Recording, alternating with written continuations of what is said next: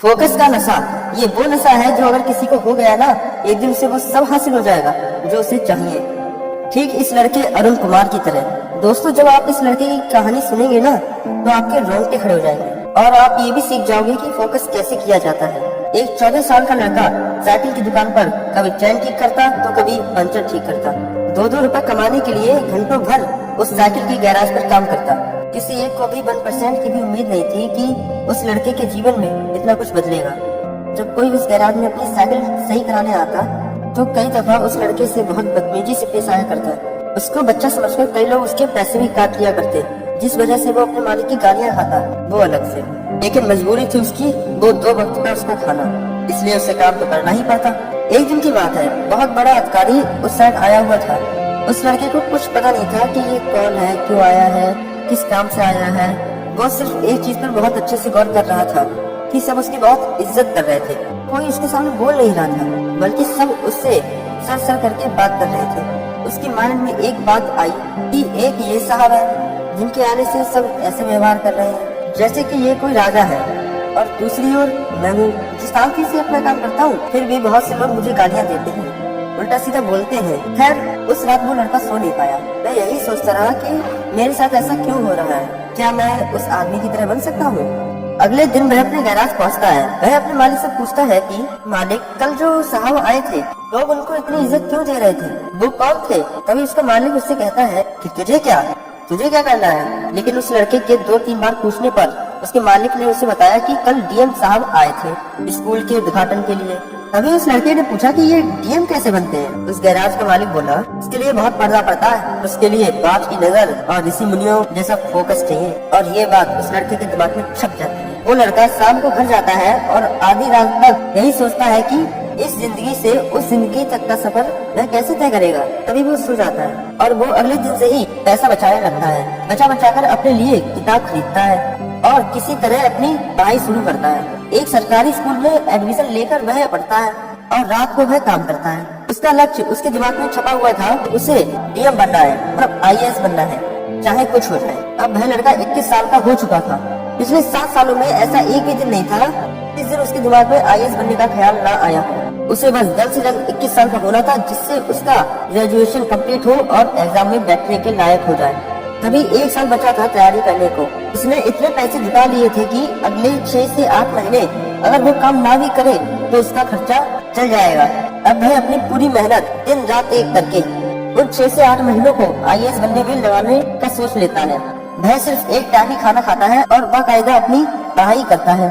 4 महीने बीत चुके होते हैं। तभी एक रात वह अपनी पढ़ाई करके थोड़ी देर सोने की तैयारी कर रहा होता है कि अचानक चक्कर आ जाता है और वह गिर जाता है। और भला उस गरीब को देखने वाला कौन होगा वहाँ पे। जब वह 3-4 घंटे बाद सुबह होश में आता है, तब वह अपने आप को संभालता है। थोड़ी देर बाद जब फ्रेश होकर खाना खाता है, तभी अचानक उसके पेट में दर्द होता है और उल्टी होने लगती है। थोड़ी देर बाद उल्टी बंद हो जाती है, लेकिन उसका पेट दर्द बंद नहीं होता है। लेकिन वह इस पेट को नजरअंदाज कर देता है, रोज की तरह अपनी पढ़ाई करने लगता है। पेट दर्द अभी भी कर ही रहा था तो वह बाहर जाकर कुछ दवाई ले आता है। दवाई खाने के बाद अब थोड़ा उसे आराम मिलता है और पढ़ाई करने लगता है। धीरे धीरे करके अब वक्त गुजरा। अब तो सिर्फ 1 महीना ही रह गया था एग्जाम को, जिसका इंतजार इस लड़के को पिछले 7 साल से था। तभी अचानक एक दिन फिर से इस लड़के के पेट में दर्द होता है और इस बार इस लड़के के पेट में दर्द ऐसा हुआ कि वह इसे सह नहीं पा रहा था। तभी इसे डॉक्टर के पास मजबूरन जाना पड़ता है और वह डॉक्टर के पास जाता है। चेकअप के बाद उसे पता चल जाता है कि उसे किडनी स्टोन है, कि पेट में पथरी है। यह सुनकर उसे झटका लगता है। डॉक्टर ने कहा ऑपरेशन करा लो या दवाई लो, शायद ये गल जाए, मगर ये दर्द बहुत देगा अगर ऑपरेशन नहीं कराया तो। वह मन ही मन सोचने लगा कि अब ऑपरेशन का खर्चा कहाँ से लाऊं, कुछ पैसे बचे हैं, अगर वो इसमें लगा दिए तो अगले 1 महीने खाऊंगा क्या। तभी वह अपने घर लौट रहा होता है और मन ही मन ये प्रार्थना भी करता है कि कम से कम 1 महीने तक उसे कोई दिक्कत ना हो, ताकि वो अपनी पढ़ाई सही से कर सके। लेकिन भगवान ने उसके लिए तो कुछ अलग ही सोच रखा था। अब उसके साथ वही दिक्कत हो रही थी, रोज तो नहीं लेकिन 1-2 दिन में उसे दर्द होता ही था। लेकिन ये दर्द उसे तब ज्यादा होता था जब वह कुछ खाता था। अब जाहिर सी बात है वह खाना तो छोड़ नहीं सकता, लेकिन वो फिर भी पढ़ता रहा और पढ़ाई के साथ साथ दर्द को सहता रहा। 7 दिन में उसकी परीक्षा थी और आखिरकार उसने अपनी सारी पढ़ाई कर ही ली थी। अब वक्त आ ही गया था उसे अपनी जिंदगी की सबसे बड़ी परीक्षा देने का। आखिरी दिनों में तो उसे मकान मालिक ने भी घर से बाहर निकाल दिया था, क्योंकि उसे घर का किराया नहीं दिया जा रहा था। अब क्या करे बेचारा, सारे पैसे तो खर्च हो गए। और इस बीच वह अपने दोस्त के घर रहता है और अचानक एग्जाम से एक दिन पहले लाइट चली जाती है। अब कल उसे परीक्षा में बैठना है। अब वह आज बिना पढ़े सो गया।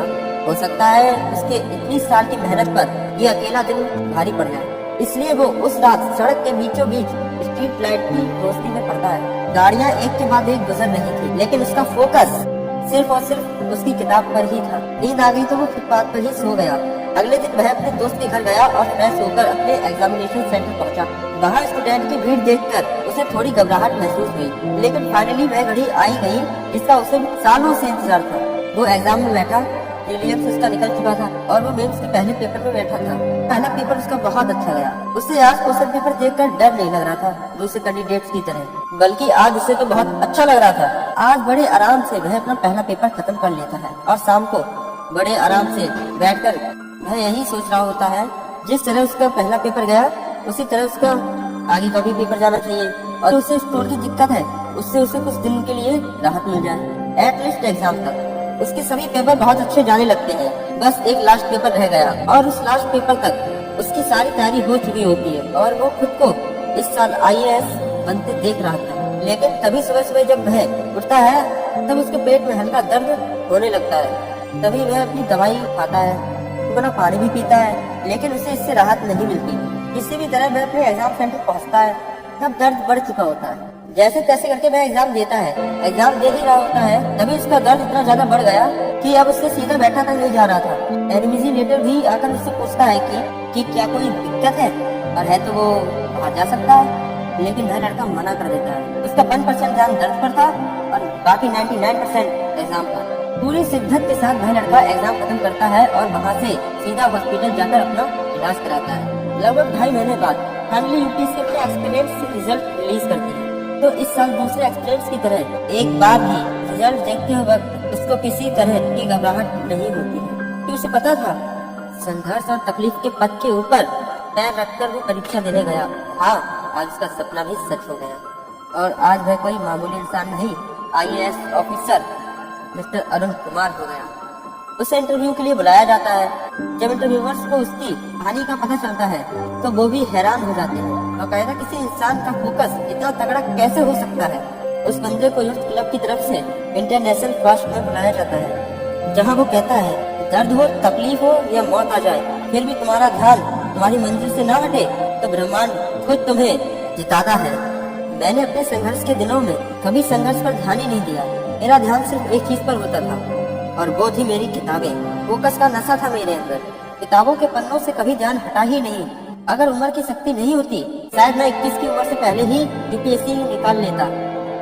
दोस्तों, इस पूरी कहानी में अगर देखो उस लड़के का फोकस जो इतना तगड़ा था कि उसकी पत्नी का पेन भी उसका फोकस नहीं तोड़ पाया। मकान मालिक ने घर से भगा दिया और सड़कों की गाड़ी तक ने उसका ध्यान नहीं तोड़ा। उसको फोकस का नशा लग गया था। जब ये नशा किसी को लगता है ना तो ये चट्टानों को भी अपने सामने झुकाने की ताकत रखता है। दोस्तों, उसके पास तो कुछ नहीं था, न घर, न परिवार, न पैसे, न सुविधाएं, लेकिन फिर भी उसका ध्यान उसके लक्ष्य से हटा नहीं, टूटा नहीं। आपके पास तो बहुत कुछ है। ध्यान इतना तगड़ा होना चाहिए कि सामने भवंडर की लहर भी निकल जाए, लेकिन जिस चीज पर भी ध्यान होना उससे हटना नहीं चाहिए। अगर ऐसा फोकस का नशा आपको भी चढ़ा फिर किसी का बाप भी आपको कामयाब होने से नहीं रोक सकता। दोस्तों, अगर वीडियो अच्छा लगा तो इसे एक लाइक करना और दोस्तों को शेयर करना। जय हिंद, जय भारत, जय श्री कृष्ण।